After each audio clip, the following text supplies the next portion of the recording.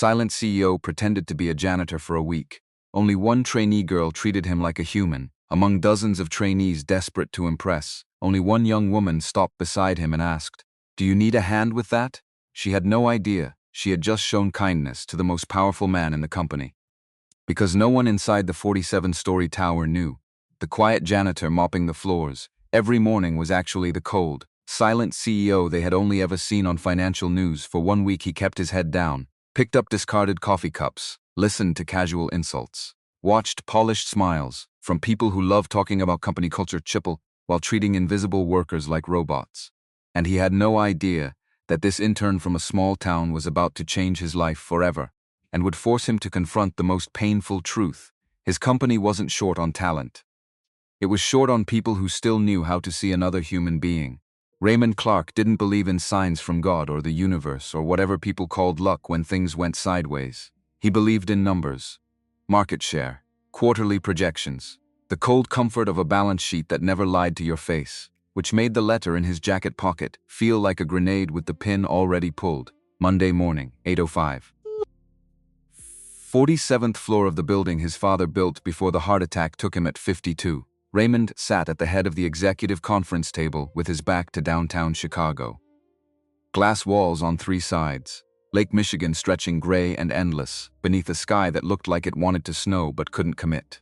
Patricia Morgan clicked to the next slide. She wore navy today. Structured blazer, hair pulled back so tight it made her temples shine under the recessed lighting. Everything about Patricia Morgan screamed control. Her voice carried that same manufactured warmth consultants learned at weekend seminars. Employee satisfaction is up 15% year over year. Training engagement exceeds all benchmarks. The new trainee cohort has responded extremely well to our leadership pipeline. Blue bars climbed upward on the screen behind her.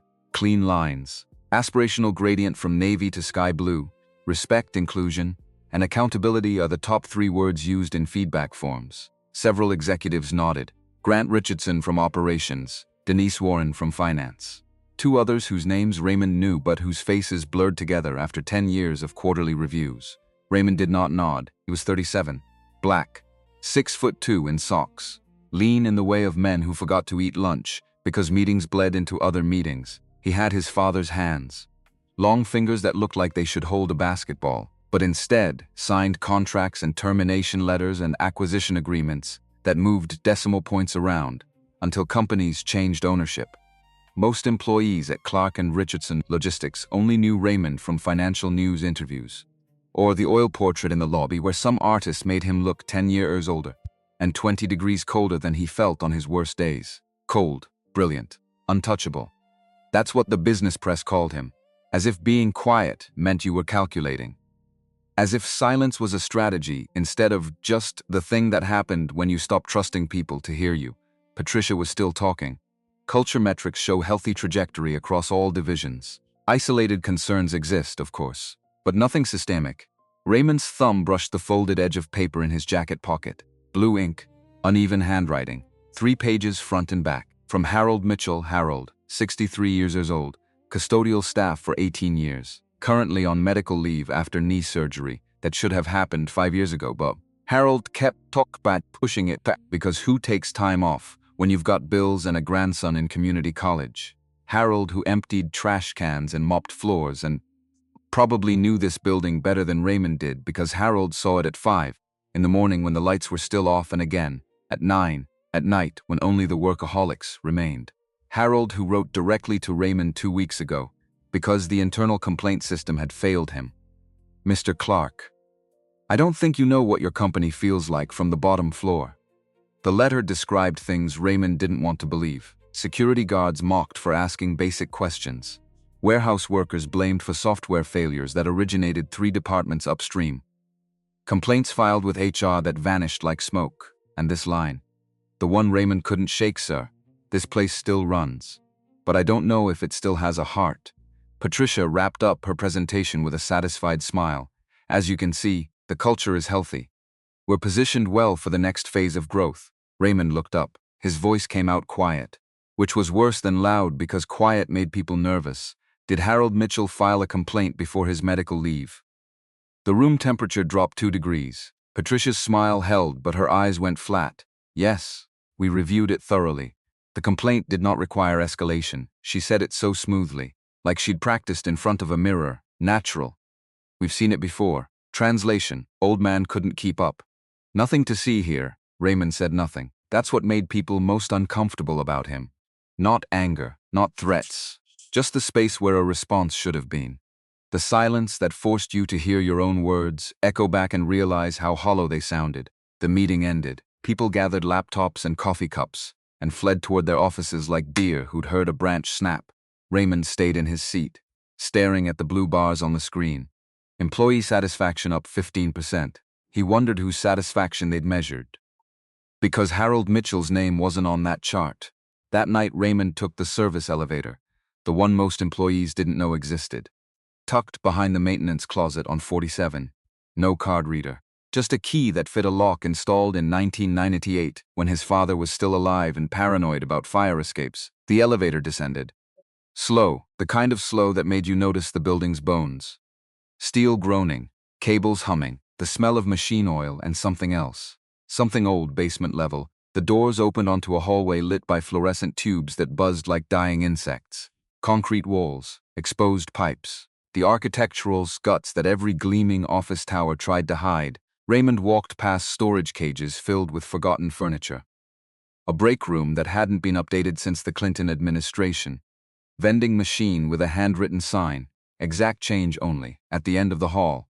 Supply closet, he unlocked it with the same key that ran the elevator. Inside, shelves stacked with industrial cleaning supplies, mop buckets, bottles of floor polish, boxes of blue shop towels, and hanging from a hook on the back wall, gray uniform, matching pants, work shirt with Clark and Richardson logistics embroidered over the left pocket in faded red thread, a temporary ID badge clipped to the collar, Marcus Webble B, faculties. Raymond had arranged this 2 days ago. One phone call to Harold, another to the head of building security, a man named Gerald Torres who'd worked for Raymond's father and understood when to ask questions and when to just say yes sir. Harold was in on it. Gerald was in on it. No one else. Raymond removed his suit jacket, folded it, set it on a shelf next to a gallon jug of ammonia, then his watch, Patek Philippe Nautilus. $40,000 timepiece his ex-wife bought him for their 5th anniversary, back when she still believed expensive gifts could fix the distance between them. He slid it off, the pale band of skin underneath almost glowing in the dim light. 5 years of wearing that watch and his wrist had stopped tanning there. He left the watch on top of the folded jacket, then he put on the gray uniform. It fit, barely. Shoulders a little tight, pants an inch too short, but close enough that no one would look twice at a janitor pushing a mop bucket down a hallway. The ID badge felt heavier than it should, plastic and laminate. Photograph Gerald pulled from some database of temp workers who rotated through the building. Marcus Webb didn't exist. Not really. But for the next 5 days, he would be the most invisible man in Clark and Richardson logistics. Raymond Marcus now checked his reflection in a scrap of polished metal bolted to the wall. Probably meant to be a mirror once. Now just a warped surface that turned his face into a smear of brown skin and dark eyes. Good enough. He grabbed the mop bucket from the corner. Yellow plastic, wheels that squeaked, filled it halfway with water from the utility sink. Then he walked back to the service elevator, going up. Vanessa Coleman spent Sunday night ironing the same blouse 3 times, cream-colored, polyester blend. $19 at Target 2 weeks ago, when she drove down to the outlet mall an hour outside Columbus because the Target in her neighborhood didn't carry professional clothes that fit women who actually had hips. She set the iron down, picked the blouse up, held it to the light, a tiny wrinkle near the left cuff. She ironed it again. Her apartment in Chicago was temporary, 6-month lease. Studio on the 3rd floor of a building so close to the blue line that every 8 minutes the floor shook and the windows rattled, and Vanessa had to pause whatever she was doing until the train passed. Rent was $1,100 a month, which was half her savings. The other half went to first month and security deposit, and a flight back to Ohio for Thanksgiving, because her mother would cry if Vanessa missed it. The apartment came furnished, meaning a bed frame that wobbled, a table with 2 chairs, a kitchenette with a hot plate, and a mini fridge that hummed like it was planning something sinister. But it was hers, for 6 months. In Chicago, which felt like winning even when it felt like losing. Vanessa laid the blouse on the bed, next to the black slacks she'd already ironed twice. and the blazer she bought at a thrift store that smelled like mothballs and broken dreams. Her interview outfit. Her first day outfit. Her only outfit that said I belong in a corporate office even if nobody believes me. She sat on the edge of the bed. The frame squeaked, 25 years old.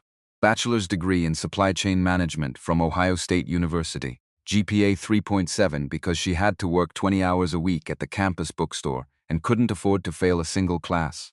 2 years experience as an operations coordinator at a regional logistics company in Columbus.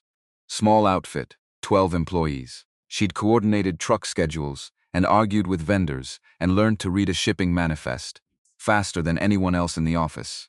Then the company got bought out.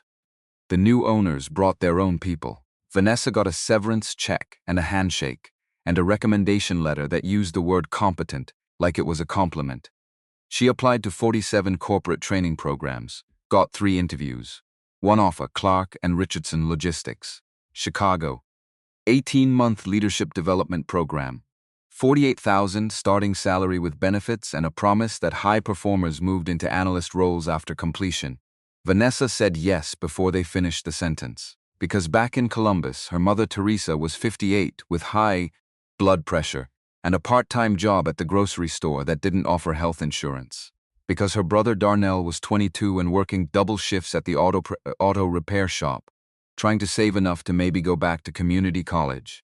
Because Vanessa had student loans that didn't care about her feelings. $43,000 in principal, growing every month like a tumor.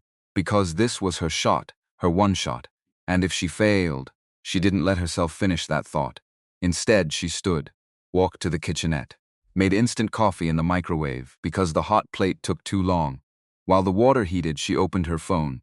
3 missed calls from her mother, 2 texts from Darnell, 1 voicemail from a number she didn't recognize. She ignored all of them. Instead, she scrolled to the folder where she'd saved every piece of information about Clark and Richardson Logistics. Company history, leadership bios, press releases, the organizational chart she'd memorized until she could draw it from memory.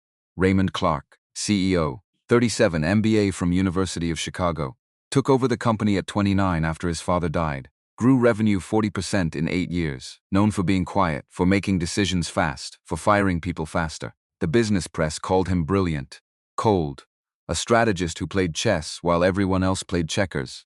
Vanessa had watched his interviews on YouTube. He didn't smile much, didn't use his hands when he talked, just sat very still and answered questions in that low voice that made reporters lean forward. She wondered if he was the kind of CEO who remembered names, or if she'd spent 18 months being a face in the trainee cohort. Interchangeable. Forgettable. The microwave beeped. Vanessa made her coffee. Drank it black because she was out of creamer and too tired to care. Then she set her alarm for 5:30. Tomorrow she'd wake up, put on the cream blouse she'd ironed 3 times, take the blue line downtown, walk into that glass tower on Michigan Avenue, and she would prove she belonged there, even if nobody believed her yet. 6:40 Monday morning, Marcus Webb, who was really Raymond Clark but not for the next 5 days, pushed the yellow mop bucket out of the service elevator onto the 15th floor, the trainee floor, glass-walled conference room at the far end, 18 desks arranged in neat rows. Motivational posters on the walls, the kind with mountains and eagles and quotes about persistence simply right now. Lights still off. The floor smelled like carpet cleaner and optimism. Raymond set the mop bucket down, pulled the handle to extend it. Started working his way across the tile near the coffee station, slow, methodical, the way someone who'd done this for years would move. Not rushed, not lazy, just steady. He'd asked Harold how to mop properly. Harold had laughed so hard he'd pulled something in his bad knee. Mr. Clark, dead serious, all right. You dip the mop, wring it out halfway. Not too wet, not too dry. Then you push. Don't scrub, push. Let the weight do the work. So Raymond pushed, and while he pushed, he watched the floor fill up. 8:05, the first trainee arrived, young man, mid-20s, navy suit that fit too well to be off the rack. Hair faded on the sides, expensive watch. The kind of watch Raymond used to wear before he became Marcus. The young man walked past the wet floor sign without slowing down. Raymond straightened. Careful there, the trainee glanced back. Irritated, then maybe don't mop where people walk. He kept moving. Didn't wait for a response. 2 other trainees laughed as they walked past. One of them stepped around the yellow caution sign like it was a personal inconvenience. Raymond dipped the mop again, wrung it, pushed. By 8:15 the floor was full. 18 trainees. 12 men. 6 women. All of them between 23 and 27. All of them dressed like they were trying to convince someone they deserved to be here. Most carried laptops. Expensive coffee. The nervous energy of people who knew they were being watched. They clustered near the glass conference room. Talking. Laughing.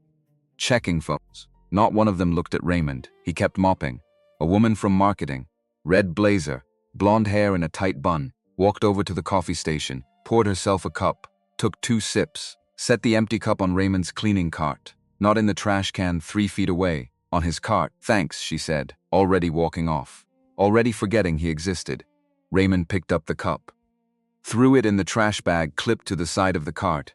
By 9 o'clock he understood what Harold meant. It wasn't one dramatic act of cruelty. It was 100 small permissions. People who held doors open for each other, but let them swing shut in your face. Who apologized when they bumped into someone wearing a suit, but walked through you, like you were air when you wore gray. Who said please and thank you to executives but left their trash on your cart without a word. Because you weren't a person. You were part of the building, like the elevator. Like the vending machine, invisible. Raymond felt something cold settle in his chest. Harold was right. 9:15, a chair scraped across the floor. Raymond turned a young woman, mid-20s. Black, cream-colored blouse, black slacks, shoes that looked new but not expensive, hair pulled back in a neat ponytail. She was moving the chair out of his path before he got close enough to mop around it. Sorry, she said, her voice soft, a little nervous. Didn't want you to have to work around it. Raymond looked at her name badge, Vanessa Coleman. Trainee program. OEO, that's all right. She hesitated, like she wanted to say something else but wasn't sure if she should. Then, do you need a hand with the others? Raymond stopped. Inside the glass conference room 20 feet away, the other trainees were laughing. Too loud. The kind of loud that meant they were performing. Trying to impress Patricia Morgan, who stood at the front with a slide deck about corporate culture. But this woman, Vanessa, had stopped for a janitor, for someone no one else bothered to see. No, Raymond said. Quiet. I've got it. Vanessa smiled. Small. Genuine.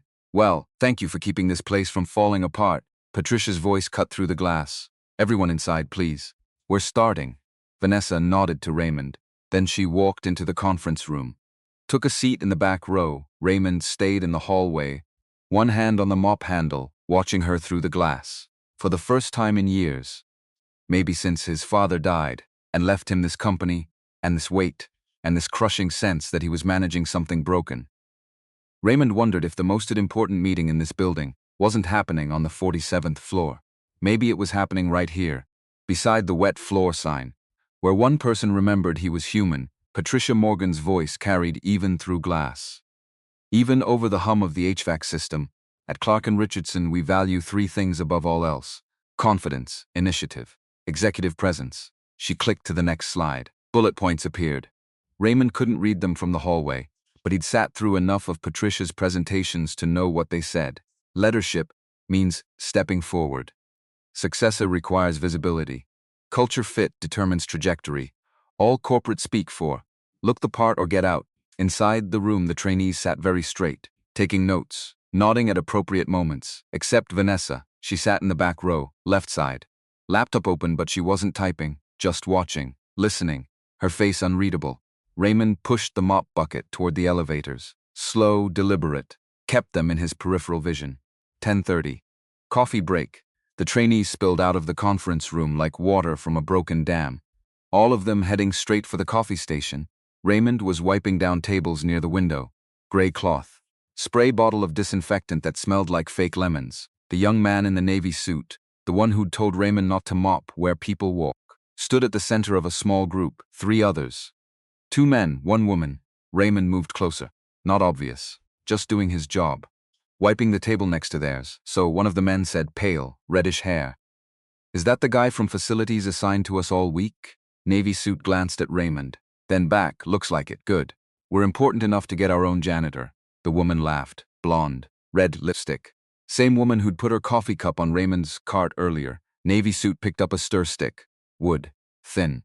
The kind coffee shops gave you for free. He tossed it toward the trash can. Missed. It landed 2 feet from Raymond's cleaning cart. Oops, Navy suit grinned. Marcus has got it, the name on Raymond's fake badge. Marcus Webb. Raymond bent down, picked up the stir stick. Before he could straighten, a hand reached past him, grabbed the stir stick from his fingers. Vanessa, she dropped it in the trash can. Then looked at Navy suit. You didn't have to do that, he said. I know, that's kind of his job. Vanessa's expression didn't change, but her voice came out colder. Making the mess wasn't. The group went quiet, not dramatically. Not enough to become a scene, just enough for the air to shift, for smiles to freeze, for someone to clear their throat. Navy suit gave a short laugh. Ohio, right? He said it like the word tasted funny, like he was holding something small and quaint and beneath him. Vanessa felt the hit. Raymond saw it in the way her shoulders pulled back half an inch. Yes, Navy suit smiled. That explains the manners. For a second, just a second, Raymond thought Vanessa might smile back. That she'd do what people do when they're trying to survive a room full of sharks. Laugh it off. Make herself smaller. Pretend not to understand the insult. Instead, she picked up her coffee, walked back to her seat, didn't look at any of them. Across the hallway, Raymond kept wiping the table, but his eyes followed her. And something in his chest, something that had been quiet for a long time, started to burn. Lunchtime boxed meals delivered to the conference room. Turkey sandwiches, pasta salad, chips, cookies wrapped in plastic. The trainees ate fast, trying to sound impressive between bites. Most of them left their trash on the tables when they finished. Empty boxes, crumpled napkins, half-eaten cookies no one wanted. Navy suit stacked his empty container on Raymond's cart as he walked past. Didn't look at him, just said, "Thanks, Marcus."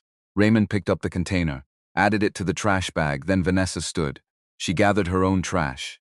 Neat, folded the napkin, closed the box. Then she quietly picked up 2 more containers left by the people sitting near her, carried all of it to the trash can, not the cart. The actual trash can, the man with reddish hair, the one who joked about having their own janitor. Smirked? Careful, Vanessa. Keep that up and they'll promote you to facilities. A few people laughed, not mean, not cruel, just casual. The kind of laugh that says we're all in on the joke except the person we're joking about. Vanessa's face got warm.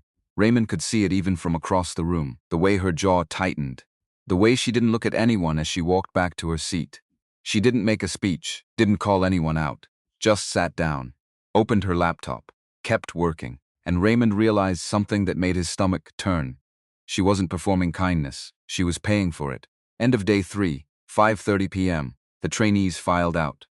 Most of them heading to happy hour at some bar in River North. Patricia had mentioned it during the afternoon session. Team bonding. Optional but not really. Vanessa was the last to leave. She stopped in the hallway.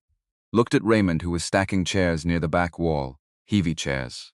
Metal frames. The kind that weighed 30 pounds each. Are you sure you don't need help? Raymond almost said no.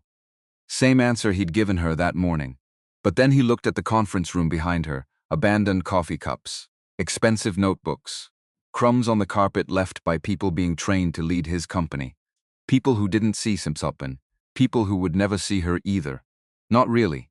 Not unless she learned to perform the way they performed. He lifted one end of the chair stack. You can grab the other side. Vanessa smiled. Tired. But genuine. Together they moved the chairs back into place. For the first time that day, Raymond didn't feel invisible. For the first time, Vanessa didn't feel entirely alone. When they finished, she thanked him. He nodded. She walked to the elevator. Raymond watched her go, and thought, maybe Harold was wrong. Maybe this place still had a heart, just buried. Hidden, waiting for someone to notice. Wednesday afternoon, Patricia walked into the conference room carrying a stack of folders pressed against her chest. She set them on the front table, looked at the 18 trainees like she was already sorting them into categories. Winners, losers, people worth investing in. People who'd wash out. Today begins your first major assessment. Several people sat up straighter. You'll work in teams to design a proposal for improving delivery efficiency across our Midwest routes. Patricia clicked to the next slide. Map of Illinois, Indiana, Ohio, Michigan, Wisconsin. Red dots marking distribution centers. You'll present your findings Friday morning to senior leadership. We're looking for strategic thinking, data clarity, and executive presence. At the phrase executive presence, Navy suit, whose name turned out to be Jeffrey Davis, smiled. Raymond was outside the room, wiping fingerprints off the glass wall, close enough to hear, far enough to stay invisible. I'll assign team leads now, Patricia said. She glanced around the room. Her eyes landed on Jeffrey. Jeffrey, why don't you co-coordinate Group 3? No vote, no discussion. Jeffrey accepted with exactly the right amount of humility. Happy to help. Group 3 ended up being Jeffrey, Vanessa, the guy with reddish hair whose name was Scott, the blonde woman named Melissa, and a quiet intern who hadn't spoken once in 3 days. They gathered around a table, laptops open, notebooks out. Scott pulled up a shared document. Melissa started searching for past delivery reports. Jeffrey uncapped an expensive pen, Mont Blanc. Probably cost more than Vanessa's monthly rent. Okay, he said, voice confident. Easy, think big, automation, regional hubs, cost reduction. Senior leadership loves clean, scalable ideas. Vanessa looked at the route data on her laptop. Clean ideas don't always work cleanly. Jeffrey glanced up, meaning? She turned the screen slightly so the others could see. Midwest delays aren't only about route distance. Look here, she pulled up a chart. Delivery times plotted against weather patterns. Late deliveries spike after storms, but the software doesn't adjust driver schedules enough. Drivers still get penalized when the route was unrealistic from the beginning. Scott frowned. How would you know that? I worked at a logistics firm in Columbus. Small operation, but same pattern. Dispatch would promise delivery windows that looked good on paper. Then drivers got blamed when weather or loading delays or bad routing made those windows impossible. Outside the glass, Raymond stopped wiping, started listening. Jeffrey leaned forward, suddenly interested. Vanessa kept going, gaining confidence, and warehouse teams get blamed too. But if a truck arrives late because the schedule was impossible from the start, the whole dock backs up. Then the warehouse looks inefficient. It's not one department failing. It's the system protecting itself by blaming whoever has the least authority. For once, nobody laughed. Melissa typed quickly. That's actually strong. Jeffrey nodded, very grounded. We can use that. Vanessa felt something small and warm bloom in her chest. Relief, validation. The sense that maybe, just maybe, she belonged here after all. For the next 3 hours, Vanessa built the analysis. She mapped the problem. Route software that ignored local weather patterns. Warehouse shifts that were understaffed during predictable rush windows. Desk rider feedback that never reached the people making decisions. She suggested a pilot program. Pair data analysts with warehouse supervisors and drivers before routes were finalized. Real-time weather integration. Driver input valued instead of dismissed. The rest of the team contributed.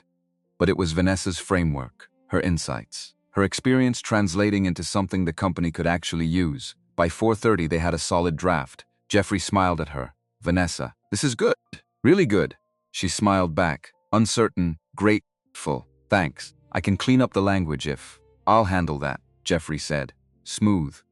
Easy. You've got the field perspective. I'll make it boardroom ready. The phrase landed wrong, but Vanessa didn't push, because pushing meant being difficult, and difficult meant not lasting.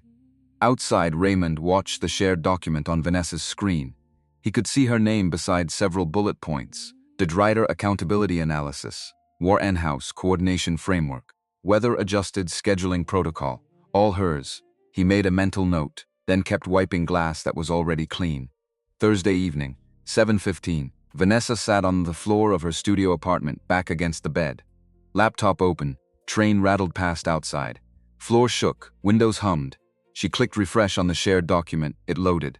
At first she thought she'd opened the wrong version. Her section, the entire driver analysis she'd spent 3 hours building, was gone, not deleted exactly, absorbed, rewritten under a new heading, Strategic Operations Framework. J. Davis observations about drivers and weather and warehouse bottlenecks had been polished. Streamlined, corporatified, and her name had been moved, down to a smaller section near the bottom. Supporting research. Team contributors. Vanessa stared at the screen until the words blurred. Then she clicked version history. Wednesday 2:47 p.m. V. Coleman created driver accountability gap analysis 8 and 37 words. Wednesday 9:42 p.m. J. Davis edited document, moved sections, added strategic framing. Thursday 9:15 a.m. J. Davis added executive summary. Vanessa read the timestamps 3 times. Then she closed the laptop, sat very still. Outside, another train passed. The floor shook. And Vanessa Coleman realized something that felt like ice water in her veins. Being competent wasn't enough. Being right wasn't enough. In rooms like this, in companies like this, you could do all the work and still watch someone else take the credit. And if you complained. You were difficult, unpolished, not leadership material. She thought about her mother back in Columbus. Blood pressure medication that cost $140 a month.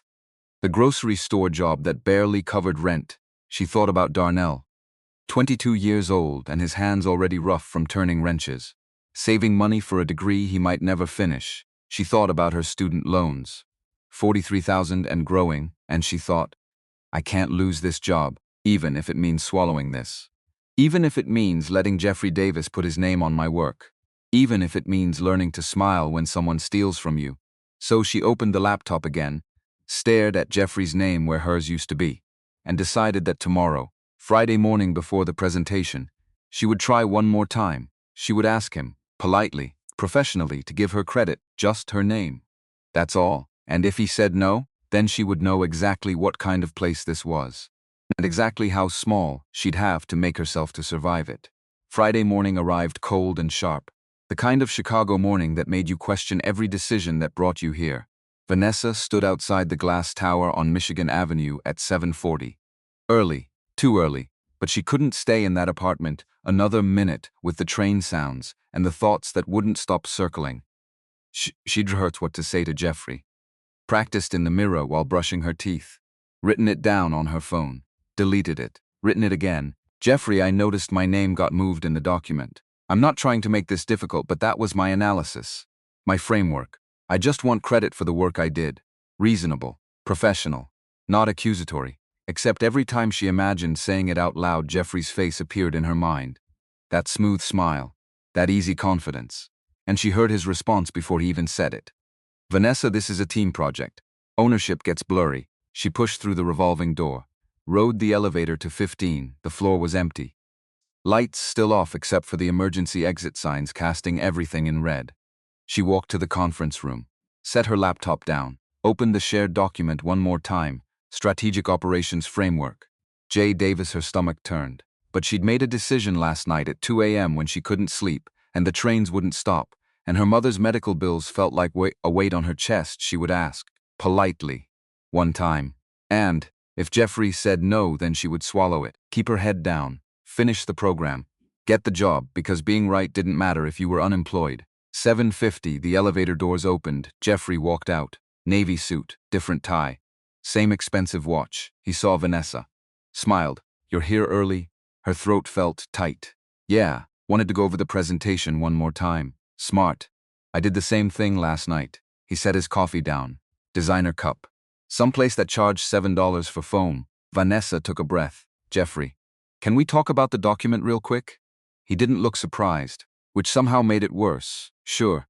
I noticed you moved my analysis under your section. The driver accountability framework. The warehouse coordination piece. That was my research. My framework. Jeffrey's smile didn't change, but something behind his eyes went flat. I streamlined it. Made it more cohesive. You removed my name from the main sections. Now the smile thinned. Vanessa. He said her name like a parent explaining something obvious to a child. This is a team project. Ownership gets blurry when you're collaborating. There it was. Word for word what she'd imagined. Besides, he continued, leadership needs strategic framing. You brought ground-level insight, which is valuable. But I shaped it into something executives can actually use. Ground-level insight. Like she'd contributed some folksy anecdote, instead of the entire analytical foundation. Vanessa felt heat creep up her neck. I'm not asking for special credit. I'm just asking not to be erased. Jeffrey's expression cooled by several degrees. Careful. His voice dropped. That kind of language can make you seem difficult. And there was the warning. Difficult, the word they used when women pushed back. When people from state schools didn't know their place. When someone who wore $19 blouses from Target tried to claim space in a room full of people who summered in the Hamptons. Vanessa thought about her mother. About Darnell. About 43,000 in student loans and a studio apartment that shook every 8 minutes. She thought about walking away from this job, from this city. From the only shot she'd probably get. And she hated herself for what came out of her mouth next. You're right, sorry. Never mind, Jeffrey's smile returned. Warm, generous, magnanimous. Hey, I get it. First big presentation. Nerves. Totally normal. He picked up his coffee. We're going to crush this. Trust me. Then he walked into the conference room to set up his laptop. leaving Vanessa standing in the hallway, shaking. Furious, silent Raymond had watched the whole thing from the supply closet near the elevators, door. Cracked. Mop bucket beside him, gray uniform blending into shadows. He'd arrived at 6:30, earlier than Marcus Webb probably would. But Raymond couldn't sleep either. Kept thinking about Vanessa's name disappearing from that document, about Jeffrey's smooth theft, about the way Patricia had looked at Jeffrey during yesterday's review session. Like he was already chosen, already anointed, while Vanessa, who'd done the actual work, got moved to the footnotes. Raymond had seen this pattern before, in business school, in boardrooms, in every corporate space he'd ever occupied. Competence got you in the door, but performance, the right kind of performance, got you promoted. And if you couldn't perform, if you were too honest or too direct or too unwilling to play the game, then you got labeled difficult, which was just another word for disposable. He watched Vanessa walk to the bathroom, shoulders tight, jaw clenched. She didn't cry, didn't make a scene, just disappeared into the women's room and closed the door. Raymond pulled out his phone, the one he kept in his locker downstairs, not the burner flip phone Marcus Webb would carry. He opened his secure email, VPN active. Location masked, sent a message to Gerald Torres, head of security. Need access to building security footage. Thursday networking event. Plus all internal communications between Jay Davis and other trainees. Last 48 hours. Gerald's response came back in 30 seconds. You got it, boss. Raymond put the phone away, picked up the mop bucket, plived it down the hallway toward the conference room where Jeffrey Davis was setting up a PowerPoint presentation built on someone else's work. And Raymond thought, not for much longer. 9 a.m., the conference room filled up, not the full board.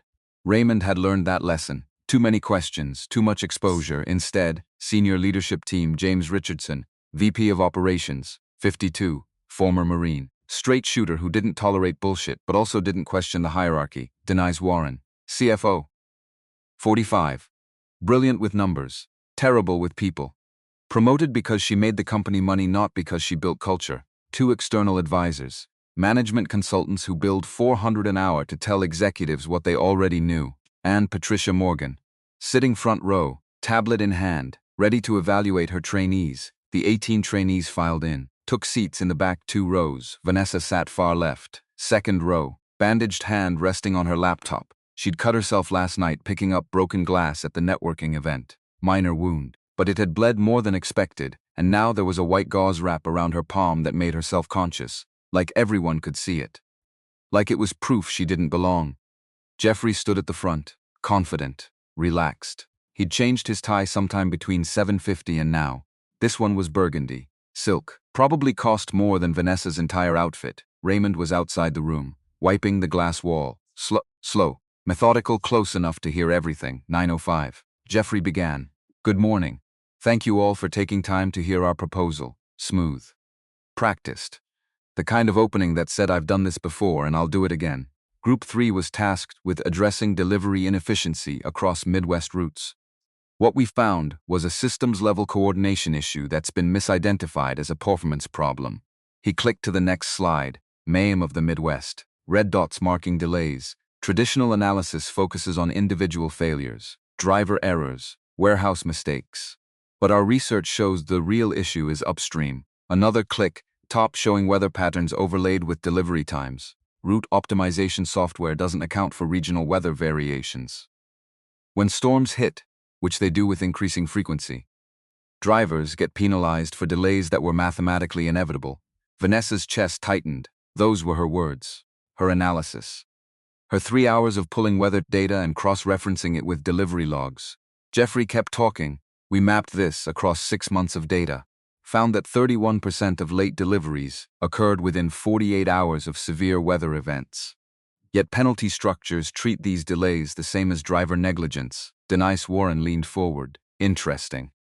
What's the cost impact? Jeffrey smiled. Based on current penalty rates and driver turnover linked to unfair discipline. We estimate this misalignment costs the company $2.3 million annually. Our proposal could recapture approximately 60% of that. James Richardson nodded. Strong numbers. Where did this insight originate? And here it was, the moment where Jeffrey could give credit.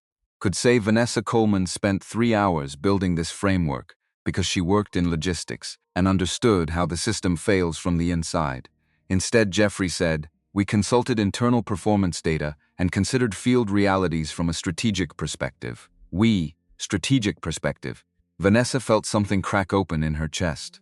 Not surprise. She'd known he would do this. But knowing didn't make it hurt less. Outside the glass, Raymond's hand tightened on the cleaning cloth. He forced himself to keep wiping. "Keep moving." "Not yet." 9:18, the presentation continued. Jeffrey walked through the recommendations. Pilot program, driver feedback integration, real-time weather adjustments. All of it built on Vanessa's framework, all of it delivered in Jeffrey's voice. Patricia smiled, proud, like she'd personally cultivated this young man's brilliance. And maybe she had. Maybe Jeffrey was exactly what Patricia wanted. Someone who looked right, sounded right, performed leadership even if the substance came from someone else. Vanessa sat very still, hands folded under the table so no one could see them shake. She thought about standing up, interrupting, saying, "Excuse me, that was my analysis, my framework, my 3 hours of work." But then what? Then she'd be difficult, emotional, not leadership material. And Jeffrey would smile that smooth smile and say, "Vanessa contributed some observations."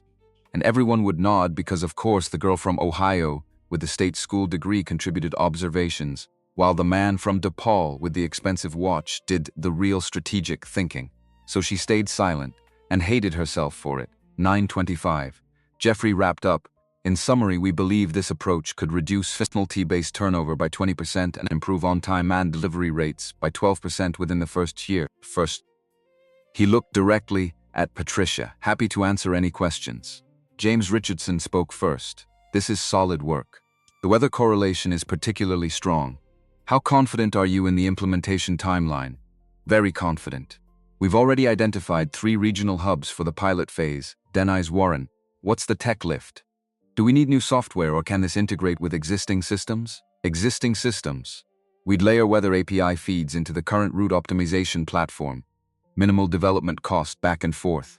Questions and answers." Jeffrey handled all of it. Smooth. Prepared because of course he was prepared. He'd had Vanessa's analysis for 2 days. Plenty of time to memorize every detail. To make it sound like his own thinking. Patricia beamed, then Denise asked, "Before we move on, I want to understand the methodology. You mentioned field realities. Did anyone on the team have direct logistics experience?" The room went quiet. Jeffrey's smile flickered. "Just for a second, we leveraged the team's diverse backgrounds, which meant nothing." Denise pressed. "I'm asking specifically. Did anyone work in the field? Driver coordination? Warehouse operations?" Vanessa felt her heart slam against her ribs. This was it, the opening, the chance to speak up. But her throat closed. Her hands shook harder under the table, and before she could force words out, Jeffrey said, "Maya contributed some observational context from a previous role, Maya. He'd gotten her name wrong, or maybe he just didn't care enough to remember it." Vanessa's vision blurred at the edges. Outside the glass, Raymond stopped moving. His jaw clenched so hard his teeth hurt. Maya, the arrogance, the carelessness, to steal someone's work and not even bother learning their name. He looked at Vanessa through the glass, saw her sitting there, silent, disappearing. And something in Raymond, something that had been quiet and controlled for 5 days, snapped. He pushed open the conference room door, walked in, still wearing the gray uniform, still carrying the cleaning cloth. Everyone turned. James Richardson frowned. "Marcus, you need to let her finish." Raymond's voice came out low, controlled, but it carried. Patricia stood. "Excuse me, this is a closed session. Let her finish." He looked at Vanessa. Her eyes went wide, confused, scared because she hadn't said anything yet. But Raymond knew she was about to, and he wasn't going to let anyone stop her. Vanessa's mind went blank. Then everything clicked into place at once. Marcus, the janitor who'd spent 5 days watching, listening, seeing things no one else bothered to see. Marcus, who spoke like someone who'd been in rooms like this before. Marcus, who was now standing in the middle of a senior leadership presentation, telling people to let her finish. And suddenly Vanessa understood. This wasn't about helping her. This was about testing. Seeing if she'd speak up when given space, or if she'd stay silent even when someone cleared the path. Her heart hammered. Her hands shook. But she thought about her mother, about Darnell, about the $43,000 in debt and the studio apartment, and every single thing that had brought her to this moment. And she thought, not this time. Vanessa stood. Her voice came out shaky but clear. With respect, she paused, steadied herself. The field realities Jeffrey mentioned weren't abstract. They came from patterns I saw working logistics in Columbus. And from the route data we reviewed this week. Jeffrey's smile went tight. Vanessa contributed some observations. Like I said, no, the word dropped into the room like a stone into still water. I built the core analysis. Patricia moved to interrupt, but Raymond stepped forward. Blocked her path, not aggressive. Just present. Vanessa kept going. Momentum building. The problem isn't just delayed trucks. It's that the system protects itself by blaming people with the least authority. She pulled up the shared document on her laptop. Turned the screen so everyone could see. Drivers get penalized for routes no person could complete in bad weather. Warehouse teams get called inefficient after schedules collapse upstream. And no one asks custodial staff or frontline workers what they see. Because we've trained ourselves not to see them. Her eyes flicked to Marcus. Then back to the room. This framework came from listening to people who actually touch the work, not from strategic perspective. From on-the-ground reality, the room sat in stunned silence. Then Jeffrey laughed. Short. Nervous. Okay, this is getting emotional. Patricia stepped around Raymond. Voice sharp, I agree. This is not appropriate. And that's when Raymond removed his ID badge. Set it on the conference table. My name is not Marcus Webb. Everyone froze. My name is Raymond Clark. For 3 seconds no one moved. Then chaos. Patricia's face drained of color. Actual visible loss of blood flow. Jeffrey stared like the floor had opened beneath him. James Richardson half stood from his chair. Raymond?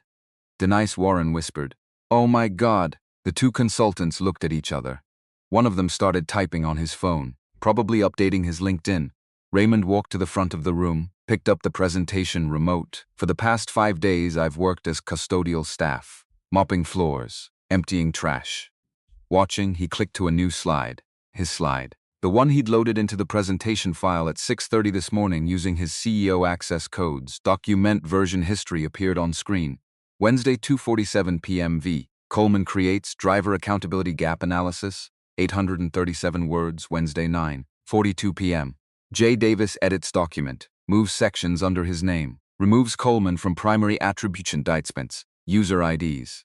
The full digital paper trail. Miss Coleman spent 3 hours Wednesday afternoon building this framework. Mr. Davis edited it that evening. Renamed it. Put his name on it. Next slide. Screenshots of internal Slack messages. Scott Palmer to Jeffrey Davis. Wednesday 9:03 p.m. Yo, you totally just took her whole idea, lol. Jeffrey's reply. She gave raw material. I made it exec ready. That's leadership, Scott.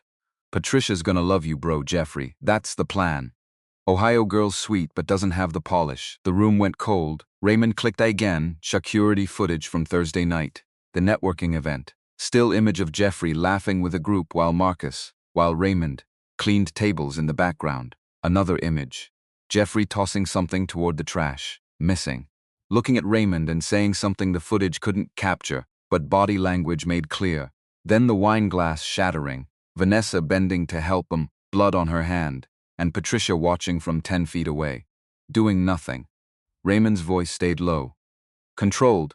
I spent 5 days as a janitor because I stopped trusting reports that made us look better than we are.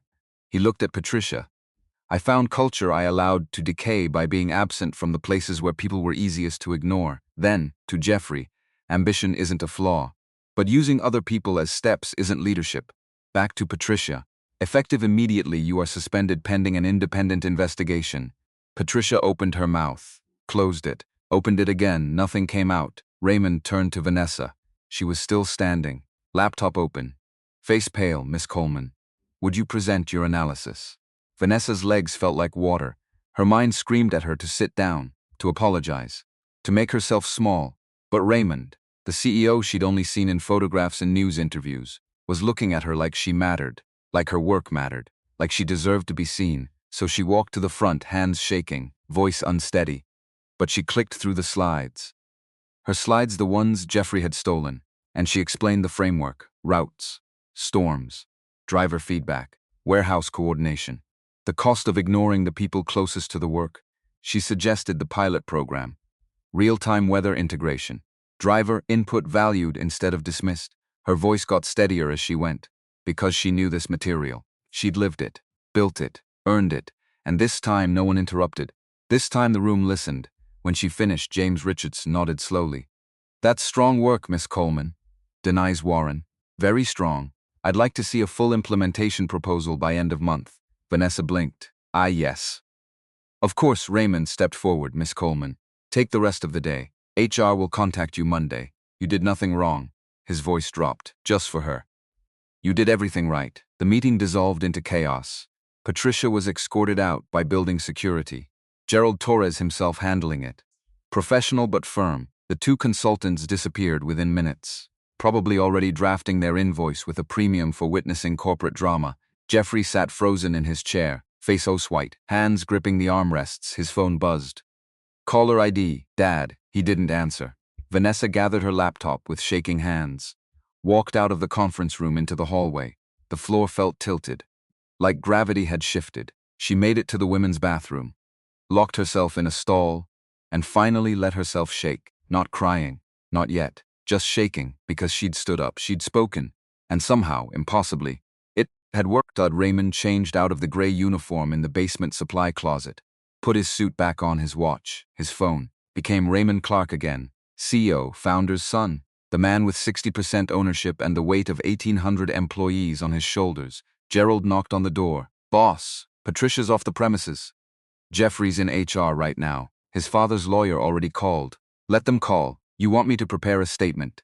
"Not yet. Get me everything. Every complaint filed in the last 3 years that Patricia marked no escalation. Every performance review where she showed bias. Every single piece of evidence, external investigators. Brennan and Associates. They did the culture audit for Midwest Trust last year. Thorough. No conflicts." Gerald nodded. "I'll set it up." Raymond looked at himself in the warped metal mirror. 5 days as Marcus Webb, 5 days of being invisible, and now everyone would see him again. But different this time, because he'd seen them too. 4 p.m.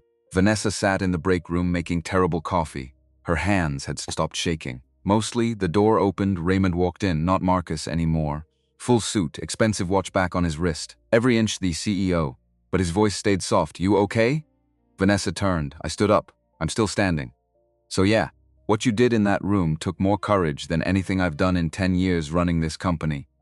You spent a week mopping floors to find the truth. That's courage. I spent a week hiding. You stood in front of everyone and told the truth when it mattered." Silence. Then Vanessa said, "Thank you for seeing me when I was invisible." Raymond's expression shifted. Something vulnerable beneath the surface. "Thank you for seeing me. When everyone else looked through me, they stood there." Two people who'd both been invisible in the same building, finally seeing each other. Friday afternoon bled into evening. Jeffrey Davis was escorted out of the building at 5:15. His father's lawyer had called 3 times. Demanded a meeting with Raymond. Raymond refused. No negotiation. "He's done." The lawyer threatened wrongful termination. Raymond's response: "I have time-stamped evidence of intellectual property theft and a paper trail of discriminatory behavior. Please do file." The lawyer hung up. Patricia cleaned out her office under Gerald's supervision. She didn't speak, didn't argue, just packed her things into a banker's box and walked out. Her tablet, her awards, her framed leadership certificates, all of it fitting into one box. 18 years at Clark and Richardson Logistics. Gone in 2 hours. Saturday morning, Vanessa woke up in her studio apartment. Train rattled past outside. She grabbed her phone. 3 missed calls from her mother. 2 texts from Darnell. She called her mother back. "Mama?" Teresa Coleman's voice came through, warm and worried. "Baby, you okay?" "You haven't called in 3 days. I'm okay." "Better than okay? What happened?" So Vanessa told her the project. Jeffrey stealing credit. The presentation. The CEO reveal. Everything. Teresa was quiet for a long time then. Vanessa Simone Coleman, full name. Which meant serious. "I raised you to stand up even when your knees shaking. You did that yesterday." Vanessa's eyes filled. "But Mama, what if I lose everything?" "Baby, you already lost it when you stayed quiet. Yesterday, you got yourself back." Monday morning, Vanessa received an email at 8 a.m. from HR Operations subject. Position offer. Operations analyst. She opened it with shaking hands. 2 options. 1. Complete the leadership development program with a new cohort. New leadership. Same 18-month timeline. 2. Accept direct hire as operations analyst. Skip the program. Start immediately. Both came with $72,000 salary, Full benefits, performance bonus eligibility. Vanessa read it 3 times, 72,000. More money than she'd ever made. More than her mother made in 2 years. Enough to help with medical bills. Enough to pay down loans. Enough to breathe. She clicked option 2, start immediately. Because she didn't need 18 more months of proving herself. She'd already proved enough. Tuesday, Vanessa's first day as operations analyst. She reported to Denise Warren's office at 9 a.m. Denise looked up from her laptop, gestured to a chair. Sit, Vanessa sat. You did good work last week. Real work. The kind this company needs. Thank you, don't thank me. Earn it. Your first project is the Midwest Route Optimization Pilot. Full implementation proposal. I want cost analysis, timeline, resource allocation. On my desk in 3 weeks. Vanessa's mind raced. 3 weeks. Full implementation. I'll need access to, you'll have it. Warehouse data. Driver feedback logs. Weather integration specs. Anything you need. Denise leaned back. One more thing. You don't report to Raymond. You report to me, he insisted. Vanessa blinked. Why? Because he wants your success to be yours. That made something shift in Vanessa's chest. Respect, not gratitude, not debt, just pure respect for a man who understood what it meant to give someone room. Wednesday, the external investigation began. Brennan and Associates, 3 investigators. Full access to personnel files, complaint logs, email archives. They interviewed 16 current employees, 7 former employees. Harold Mitchell via video call from his apartment in Englewood. Patricia's record came apart like wet paper. 16 HR complaints over 3 years. 14 marked, no escalation needed, complaints about favoritism, about bias toward candidates from target schools, about performance reviews that praised style over substance. One complaint from a warehouse supervisor who reported that Patricia had told him, "Your input isn't strategic enough for leadership discussions." Another from a driver who'd filed a grievance about impossible schedules. Patricia's note in the system, driver mindset. Not management material, the investigators compiled it all into a 90-page report. Conclusion, systemic bias, pattern of discrimination, recommendation, immediate termination, no severance beyond legal minimum. Patricia signed the separation agreement Friday afternoon. 2 weeks pay, COBRA benefits, neutral reference. In exchange, no wrongful termination claim, no public disparagement. She signed, because what else could she do? Jeffrey Davis didn't sign anything. His father tried to negotiate, tried to position it as a misunderstanding. A learning opportunity. Raymond refused every meeting. Your son stole intellectual property. I have time-stamped proof. If he contests his termination, I'll make the evidence public. Robert Davis Sr. considered this for exactly 3 seconds, then told his son to accept the termination. You made a mistake, a bad one. Now you fix it without lawyers. Jeffrey started to argue. His father cut him off. Listen to me. I've spent 30 years in courtrooms. I know how to win. But I also know when a fight isn't worth it. This isn't worth it. You're not going to help me.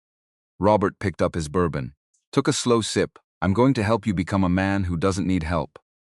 Because he didn't do it in the first place. Jeffrey wrote an email to Vanessa Coleman, subject, apology. He stared at the blank screen for 20 minutes, then typed, Vanessa, I don't expect you to forgive me. I don't know if I'd forgive me. What I did was wrong. Not just strategically wrong, morally wrong. I took your work because it was easier than doing my own. I told myself I was adding value, but really I was stealing credit. I made you smaller so I could look bigger. And when you bled trying to help someone I'd insulted, I mocked you instead of apologizing. I can't undo that, but I can own it. I'm not asking for my job back. I don't deserve it. I'm just asking you to know you were right. About all of it. I'm sorry. Jeffrey. He hovered over send for 5 minutes, then clicked. Vanessa read it that afternoon. It was an apology. Sort of too many explanations. Too many attempts to make himself look less cruel. But it was something. She read it to the end, then closed the email, didn't respond. Because forgiveness didn't have to arrive just because someone else needed relief. 2 weeks later, Clark and Richardson Logistics announced organizational changes. New anonymous complaint system. Third-party platform. External review. Frontline worker council. Warehouse staff, drivers. Custodial team meeting monthly with senior leadership. Harold Mitchell named co-chair. Pay equity audit scheduled. External firm. Full compensation review across all levels. Leadership development program restructured. All candidates required to spend 2 weeks in field operations before advancement consideration. The business press covered it. Clark and Richardson implements sweeping culture reform. CEO goes undercover, discovers systemic bias. Chicago logistics firm sets new standard for workplace accountability. Raymond refused all interview requests. Let the work speak. 6 weeks after the reveal, November, Chicago turned cold. Vanessa walked past the 15th floor trainee area on her way to a meeting with Denise, new cohort gathering outside the conference room. Nervous, eager, carrying laptops and expensive coffee, she saw a young woman move a chair out of a custodian's path before he reached it. The custodian, older man, maybe 60, smiled. "Thank you, miss." The woman smiled back. "No problem." Vanessa stopped, watched, remembered. The elevator opened behind her. Raymond stepped out, saw her standing there. "You okay?" Just remembering, he looked at the new cohort. Then back at her. "Think they'll be okay?" Vanessa thought about it. "Yeah, I think they'll be fine, because the system had changed. Not perfectly, not completely, but enough that maybe the next person who did good work wouldn't have to fight so hard to be seen." They walked to the elevator together, professional, appropriate distance, because Vanessa reported to Denise, and Raymond was CEO, and there were lines that mattered, but something had shifted between them. Recognition, the kind that comes from being invisible in the same space. December. 3 months after the reveal, Vanessa's Midwest optimization pilot launched in 3 regional hubs. Results after 30 days.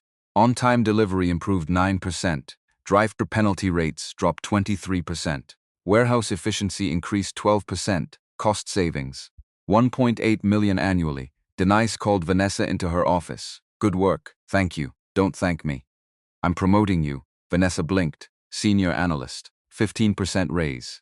Effective January 1st, you earned it." That night, Vanessa called her mother. Told her about the promotion. Teresa cried.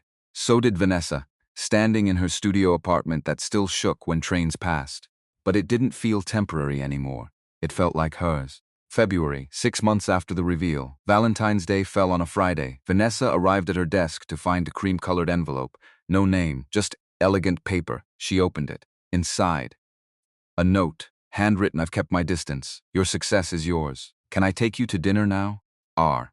Vanessa read it 3 times, then pulled out her phone. Sexted. Yes. Saturday evening. Raymond picked her up at 7, not from her apartment. She'd insisted on meeting at the restaurant.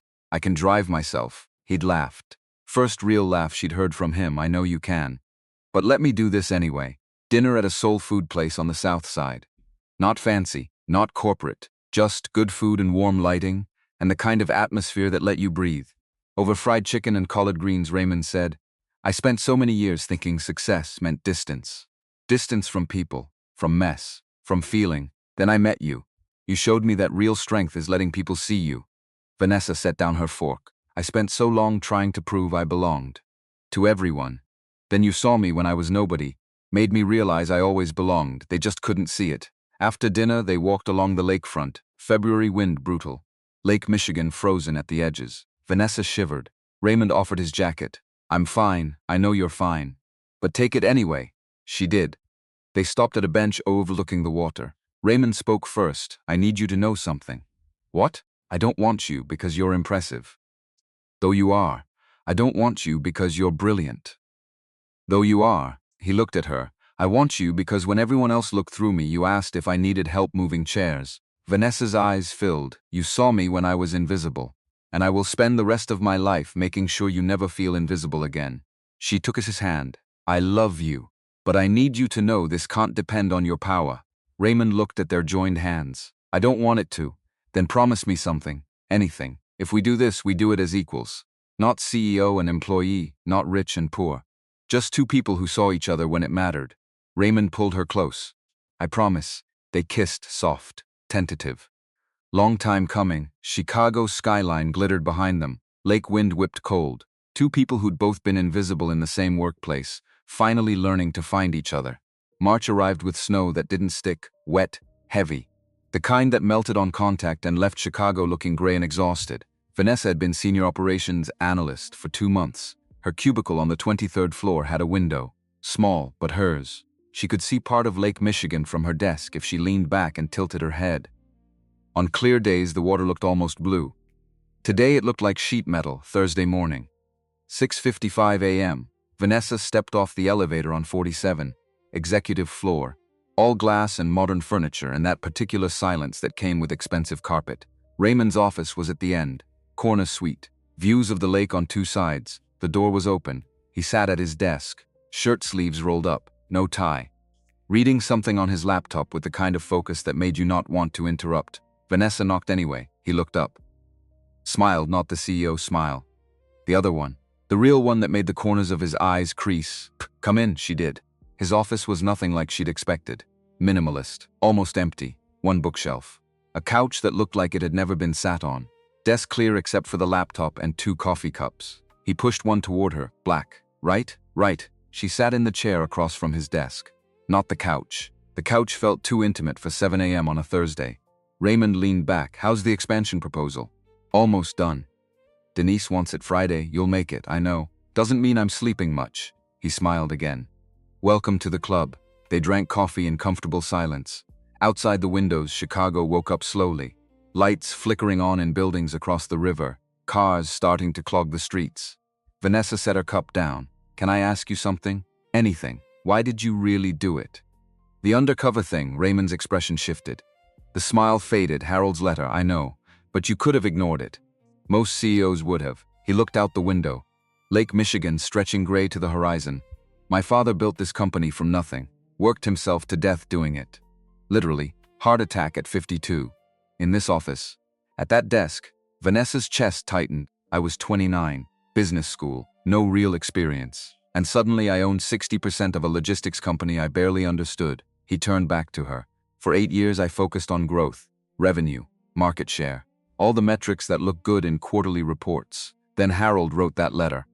And I realized I'd been so focused on making the company bigger, I forgot to make it better. Silence. So yeah, I could have ignored it. Marked it no escalation like Patricia did. Kept building something successful and broken.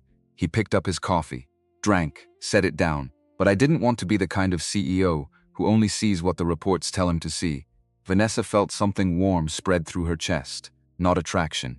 She already had that. This was deeper. Respect, for what it's worth, she said quietly. You're not. 7:30. The building started filling up. Vanessa stood to leave. Couldn't risk being seen coming out of Raymond's office. Not yet. At the door she turned back. Same time next week? If you want, I want. She left. Raymond watched her go, then pulled up his calendar. Back-to-back meetings until 6 p.m. Dinner with the board at 7. Late night reviewing acquisition proposals. The cost of being CEO. But Thursday mornings made it bearable. April. Vanessa's expansion proposal got approved. Not just approved. Fast-tracked. Denise called her into the office with James Richardson and 2 VPs Vanessa had never met. We're implementing across all Midwest operations. 6-month timeline. You'll lead the project team. Vanessa's mind went blank. What? You built the framework. You proved the pilot. Now scale it. James leaned forward. You'll have budget, resources, whatever you need. But this needs to work, no pressure. She assembled a team. 6 people. Mix of analysts and operations coordinators. One of them was Scott Palmer, the trainee who'd joked about her getting promoted to facilities. He walked into the first meeting looking like he'd rather be anywhere else. Sat in the back. Arms crossed. Vanessa addressed the room. We have 6 months to implement real-time weather integration across 12 regional hubs. That means coordinating with IT, operations, warehouse management, and driver liaisons. She pulled up the project timeline. It's ambitious. Some would say impossible. But we're doing it anyway. Scott raised his hand. Yeah? Why are we rushing this? Wouldn't a longer timeline reduce risk? Vanessa looked at him. Because every day we wait is another day. Drivers get penalized for weather they can't control. Another day warehouse teams get blamed for schedules that were broken before trucks even left the facility. We're rushing because people are counting on us. So we don't fail. Scott lowered his hand, didn't argue. After the meeting he approached her. Hey, Vanessa. She looked up from her laptop. I just wanted to say. He shifted his weight. Uncomfortable, what I said back in training. About facilities. That was out of line. Vanessa studied him. Yes, it was. I'm sorry, she could have left it there. Could have accepted the apology and moved on. Instead, she said, You know why that hurt? Scott blinked. Why? Because you didn't see me as a person. You saw me as someone doing something you thought was beneath you. And when I did it anyway, you mocked me for it. That's not just rude. It's the exact thing that makes places like this toxic. Scott's face reddened. You're right, I know. She packed up her laptop. But you're on my team now. So prove you meant it. She walked out, left him standing there. May the project consumed her life, 16-hour days. Weekend calls with IT. Vendor negotiations that made her want to throw her laptop out the window. But it was working. Hub 1 in Indianapolis went live. Weather integration smooth. Driver feedback immediate. On-time deliveries improved 14% in 2 weeks. Hub 2 in Detroit launched with minor glitches. Fixed within 48 hours. By mid-May, 4 hubs were operational. Denise sent an email. Excellent progress. Keep pushing. Which from Denise was basically a parade. Vanessa barely saw Raymond. Thursday morning coffee happened twice in 6 weeks. Both times cut short by emergency meetings. They texted. Short messages, how's the launch? Brutal. You same, miss you too. But texting wasn't the same as sitting across from him with terrible office coffee, watching the city wake up. June, all 12 hubs operational. Vanessa presented final results to senior leadership. Raymond sat in the back, arms folded. She's unreadable. She walked them through the metrics. On-time delivery improved an average of 12.3% across all regions. Driver penalty rates dropped 27%. Warehouse efficiency gains averaged 9%. She clicked to the cost analysis. Total implementation cost, $1.2 million. Annual savings, $3.1 million. ROI positive within 5 months. James Richardson whistled. That's exceptional work. Denise nodded. Agreed. Raymond stood. The room went quiet. He walked to the front, stood beside Vanessa. What Miss Coleman accomplished in 6 months is the kind of leadership this company needs more of. He looked at her. Real leadership. Not performance, not optics. Just solving actual problems for actual people. Effective immediately, Vanessa Coleman is promoted to strategy manager. Salary adjustment to $95,000. Direct report to CFO. Vanessa's vision blurred. $95,000. More money than she'd ever imagined making. More than her mother made in 3 years. After the meeting, Raymond caught her in the hallway. You okay? She nodded. Couldn't speak yet. I meant what I said in there. I know. You earned this. I know. Thank you. For seeing me, he smiled. You made it pretty hard not to. July, summer hit Chicago like a furnace. Vanessa moved out of the studio apartment near the Blue Line. Found a 1-bedroom in Lincoln Park. Still small, but it didn't shake when trains passed. She had a kitchen, a real one, with a full-size refrigerator and a stove with 4 burners. Her mother came to visit. First time Teresa had left Ohio in 3 years. They stood in the empty living room. Boxes stacked against the walls. Teresa cried, Baby, I'm so proud of you. Vanessa cried too. I couldn't have done it without you. Yes, you could have. I just didn't let you give up. They spent the weekend unpacking. Teresa asked about Raymond casual. Over Chinese takeout on the new couch Vanessa had bought at a furniture store that didn't require layaway, so. This CEO. You seeing him or just working for him? Vanessa nearly choked on her Loman. Mama, don't mama me. I raised you. I know that look. What look? The look that says you're trying real hard not to look like you're in love. Vanessa set down her chopsticks. It's complicated. Complicated how? He's the CEO. I'm a manager. People would talk. Teresa snorted. Baby, people always talk. Question is whether you care more about what they say or what you feel. That night after Teresa went to bed, Vanessa texted Raymond. My mom's in town. Wants to meet you. His response came back in seconds. When? Tomorrow. Lunch. If you're free, I'm free. Sunday afternoon, they met at a diner in Pilsen. Teresa's choice. She didn't trust restaurants where the menu didn't list prices. Raymond arrived in jeans and a polo shirt. No suit, no CEO armor. Just a man meeting his girlfriend's mother for the first time. Teresa sized him up like she was buying a used car. So you're the one who spent a week mopping floors? Yes, ma'am. And you're dating my daughter? Yes, ma'am. She know what she's getting into? Raymond glanced at Vanessa. Then back to Teresa. I hope so. But if she doesn't, I'll spend however long it takes making sure she does. Teresa's expression softened. You hurt her, I'll drive up here and handle you myself. Understood. Good. Now buy me lunch. They ate burgers and fries and talked about everything except work. Teresa told embarrassing stories about Vanessa as a kid. The time she tried to organize a union among the neighborhood kids doing yard work. She was 9. Raymond laughed. Real laughter. The kind Vanessa hadn't heard from him before. After lunch, Teresa hugged him. You're all right. For a rich boy from Chicago, thank you, ma'am. She turned to Vanessa. Keep this one. August, 7 months after the reveal, Harold Mitchell returned to work, not as custodial staff, as culture operations advisor, part-time. 20 hours a week, salary $60,000, his first project, co-chairing the Frontline Worker Council with Denise Warren, his second project. Redesigning the complaint intake process so nothing got buried again. His office was on 47. 3 doors down from Raymond.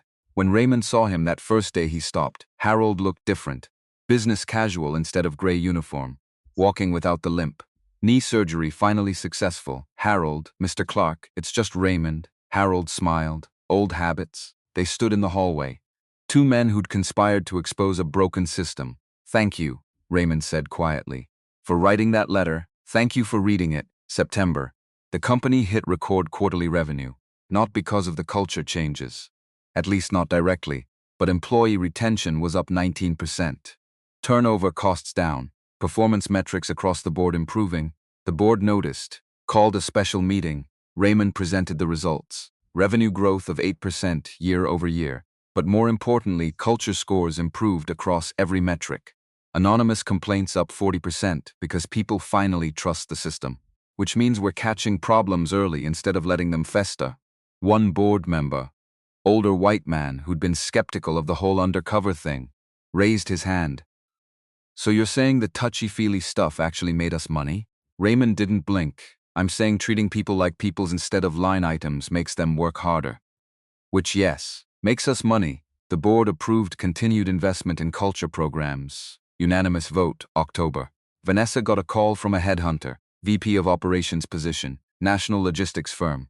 $130,000 salary. Based in Denver, she listened to the pitch, then said, I'm not interested. Can I ask why? This is a significant opportunity. Because I'm already where I want to be. She hung up, stared at her phone. A year ago she would have said yes immediately. $130,000. VP title. But a year ago she was desperate. Now she was building something. Here, in Chicago. With people who'd proven they valued her. And with a man who'd seen her when she was invisible. November. 1 year after Vanessa started at Clark & Richardson, Raymond took her to dinner, not the diner. Not soul food on the south side, a real restaurant. The kind with a wine list and servers who folded napkins into swans. Vanessa wore a dress she'd bought specifically for this. Black. Simple. Cost more than her first month's rent in the studio apartment, but she could afford it now, which still felt surreal. They sat by the window. City lights spread out below them. Raymond ordered wine. She ordered salmon. They talked about work and Harold's latest council proposal, and whether the Bears would ever win another Super Bowl. After dessert, he reached across the table. Took her hand. I need to tell you something. Her heart stuttered. Okay, I'm in love with you. The words landed soft. Simple. True, I've been in love with you since you asked if I needed help moving chairs. Maybe before that. I don't know, but I need you to know. This isn't about gratitude or some savior complex or me trying to fix my guilt about Harold's letter. He squeezed her hand. I love you because you see people. Really see them. And you refuse to let broken systems teach you to stop. Vanessa's eyes filled. I love you too. Yeah? Yeah. Since you kneeled down with that cloth when I cut my hand. Maybe before that. She smiled, but definitely then. They left the restaurant. Walked along the riverwalk even though November wind cut through their coats. Raymond stopped at a bench overlooking the water. I have a question. Ask. Move in with me. Vanessa's breath caught. What? Move in. Our place, Raymond. I know it's fast. I know people will talk. But I don't care. He turned to face her fully. I spent 5 days invisible because I wanted to see the truth. And the truth is, I don't want to spend another night in that apartment without you. Vanessa's mind raced. Moving in meant going public. Meant everyone at the company knowing. Meant whispers and speculation, and people wondering if she'd earned her promotions or just slept her way up. But it also meant waking up next to him. Meant Thursday morning coffee every morning instead of once a week. Meant building something real. Yes, yeah. He kissed her, cold winds, city lights, and the Chicago River reflecting everything back at them. 2 people who'd found each other in the space between what was and what could be. December. Vanessa moved into Raymond's penthouse, 42nd floor. Floor-to-ceiling windows. Views that made her stomach drop. Her brother called it ridiculous. Baby, you living in the sky, I know. You dizzy up there? Only when I look down, Teresa laughed. Well, long as you're happy, I am. And she was. The office found out within a week. Not because they announced it, because someone saw them leaving together, then arriving together, then realized Raymond's car was parked in the building garage overnight. The whispers started. Vanessa heard them in the break room, in the elevator, in the bathroom stalls when people thought she wasn't listening. She's only a manager because she's sleeping with him. Must be nice dating the boss. Wonder if she's actually good at her job or just good at. Scott Palmer shut that one down. Vanessa was in the bathroom stall. Heard voices at the sinks. 2 women from accounting, dating the CEO. That's how she got promoted so fast. Scott's voice cut in. Actually, she got promoted because she saved the company $3 million and revolutionized our entire Midwest operations. I worked with her. She's brilliant. And if you spent less time gassaping and more time working, maybe you'd get promoted too. Footsteps. Door closing. Silence. Vanessa sat in the stall, smiling. She found Scott later. Thank you. He looked embarrassed. Yeah, well, you were right. What you said in April. About proving I meant it. You did. I'm trying. January. New year. New quarter. New challenges. Raymond announced expansion into West Coast markets. Aggressive timeline. High stakes. The kind of bet that either made the company or broke it. He asked Vanessa to lead the operations strategy. She said yes. Because that's what you did when someone believed in you. You believed back. February, 1 year since their first kiss. Raymond surprised her with a weekend in Wisconsin, small cabin. Middle of nowhere, no cell service. They spent 2 days doing nothing, reading, cooking. Sitting by the fire, on the second night he said, I have another question. Vanessa looked up from her book. You're full of questions lately. This one's important. He pulled out a small box. Her heart stopped. Vanessa Coleman. He opened the box. Ring inside. Simple. Elegant. A single stone that caught the firelight. I don't have a speech prepared. I don't have some grand gesture planned. I just know I want to spend the rest of my life with someone who sees people the way you do. Who refuses to let the world make her smaller. He took the ring out. Marry me? Vanessa couldn't speak, couldn't breathe, could only nod. Yes, yeah? Yeah. He slid the ring on her finger. It fit perfectly. They got married in April's small ceremony. Courthouse. Just family. Teresa and Darnell flew up from Columbus. Raymond's mother came from Arizona. Harold served as witness. Afterwards, they had lunch at the diner in Pilsen. Teresa cried again. My baby girl married to a CEO.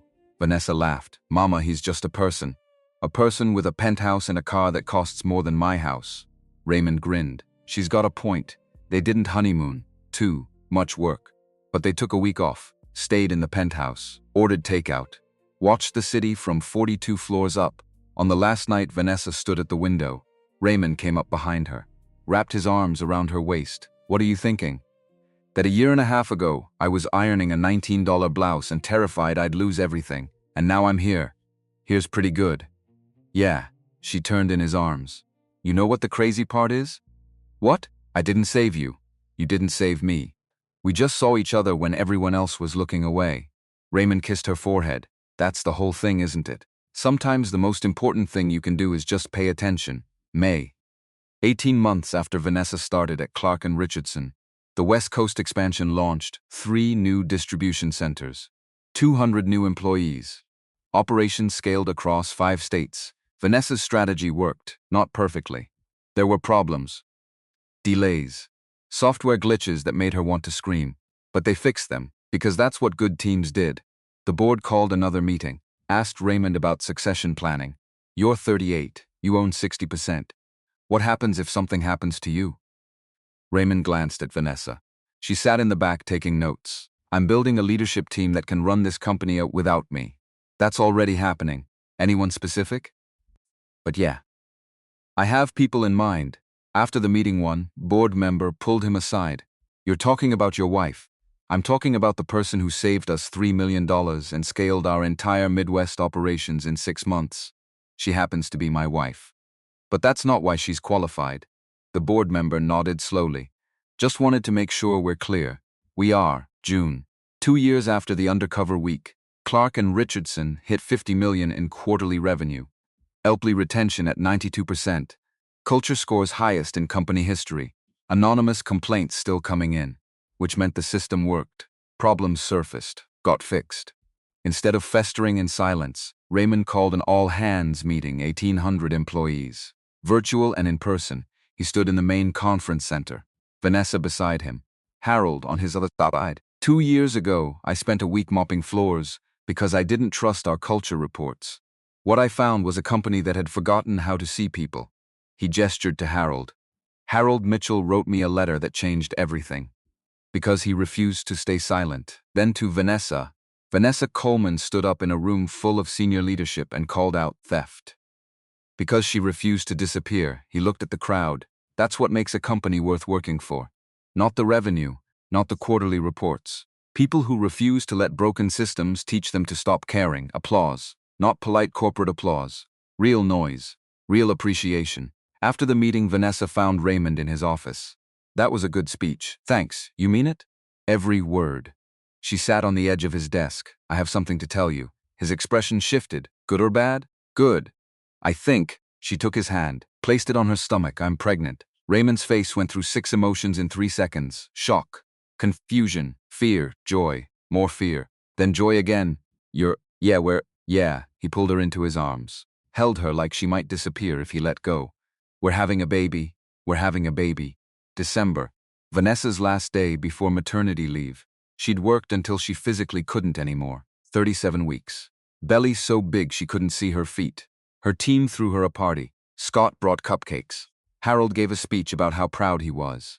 Denise presented a gift card for a baby store. Even Patricia sent a card, short. Professional. Congratulations on the pregnancy and your continued success. Vanessa read it twice, then threw it in the recycling. Some bridges stayed burned. Raymond drove her home. How you feeling? Huge. Tired. Ready? Scared? Terrified. He smiled. Me too. They pulled into the garage. Took the elevator to 42. Inside the penthouse, Vanessa lowered herself onto the couch with the grace of a falling tree. Raymond brought her water. Elevated her feet. You know what I keep thinking about? What? That first day. When you moved the chair so I wouldn't have to mop around it. That was a lifetime ago, yeah. But that's when I knew what? That you were different. That maybe this place wasn't as broken as I thought. Vanessa smiled. It was broken. We just fixed it. Yeah, we did. January. Their daughter was born at 3 a.m. on a Tuesday, 6 pounds, 8 ounces. Perfect. They named her Claire, not after anyone, just because they liked it. Teresa flew up, stayed 2 weeks, helped with middle-of-the-night feedings while Vanessa recovered. Raymond took paternity leave.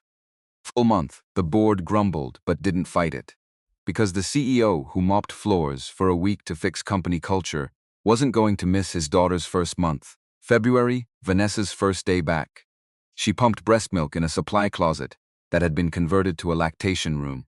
Ironic full circle. She texted Raymond, currently sitting in the room where you changed into Marcus Webb. His response, how's the ambiance? Better with a mini fridge and a lock. Progress. March. Claire was 2 months old. Vanessa returned to full-time work. Teresa moved to Chicago. Permanently. Said she wanted to be close to her granddaughter. Darnell enrolled at a community college. Part-time. Still working. But finally pursuing the degree he'd put off. Vanessa helped with tuition. Because she could.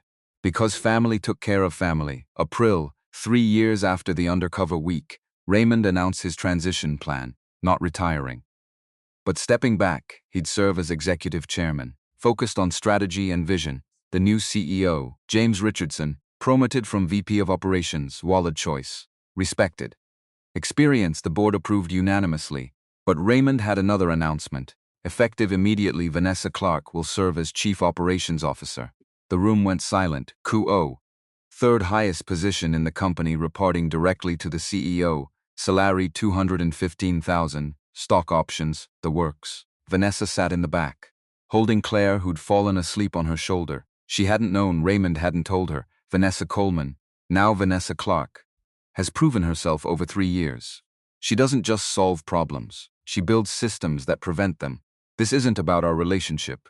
It's about results. He looked at her. Will you accept? Every person in the room turned. Vanessa stood. Carefully, so she wouldn't wake Claire. Yes. After the meeting, the whispers started again. Of course the CEO's wife gets COO nepotism much. She's only there because, this time Vanessa didn't hide in bathroom stalls listening. She walked into the break room, where 3 junior analysts were gossiping. They went silent. She poured coffee, took a sip, then turned.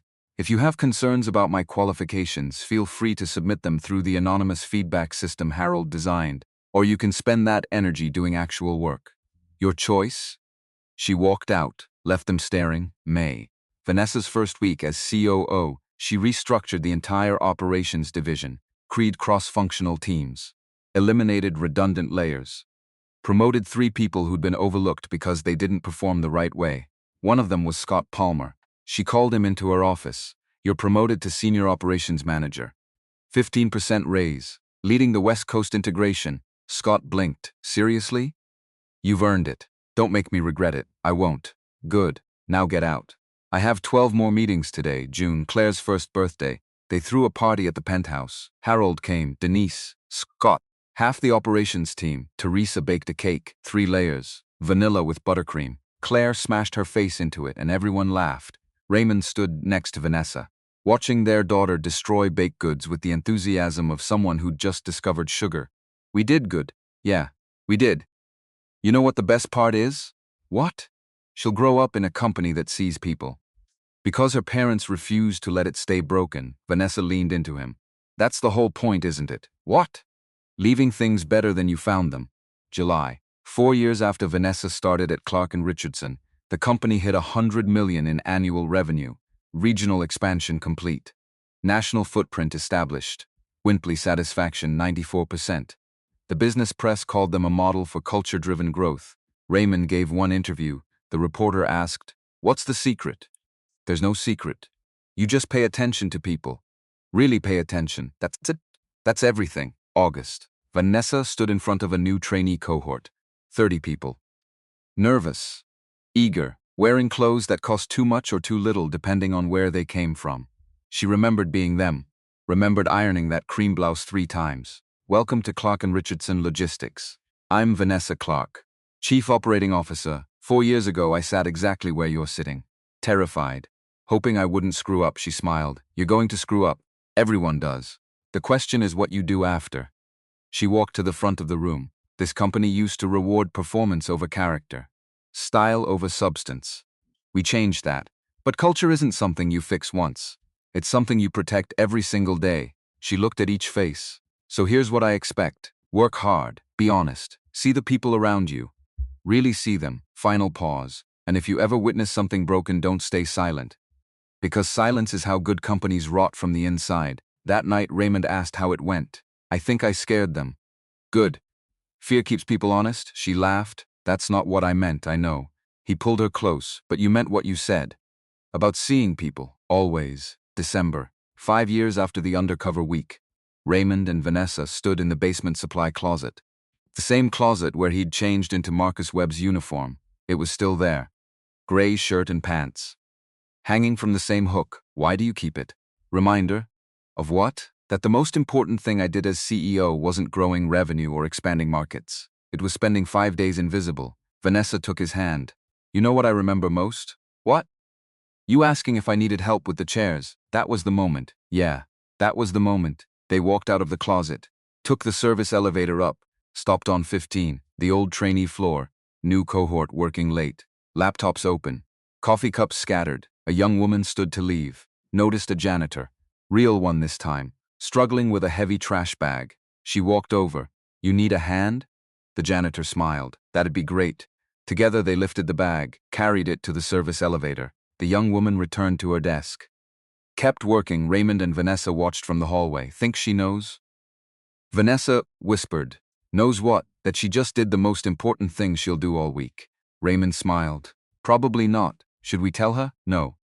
She'll figure it out. They rode the elevator to 42, walked into the penthouse. Claire was asleep in her crib. Teresa reading on the couch. How was work? Good, mama. Teresa looked at them. Really looked. You two are something else. What do you mean?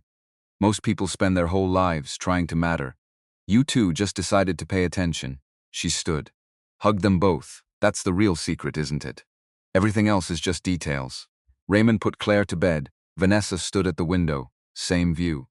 5 years later, city lights stretching to the horizon. Raymond came up behind her.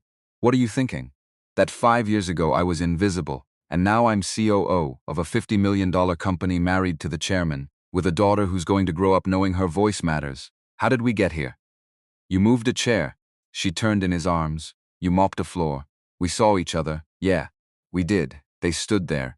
Two people who'd been invisible in the same building, who'd refused to let broken systems teach them to stop caring, who'd built something better, not perfect, but better. And sometimes better was enough, because the most important meetings don't happen in boardrooms. They happen beside wet floor signs, where someone remembers that everyone, every single person, deserves to be seen.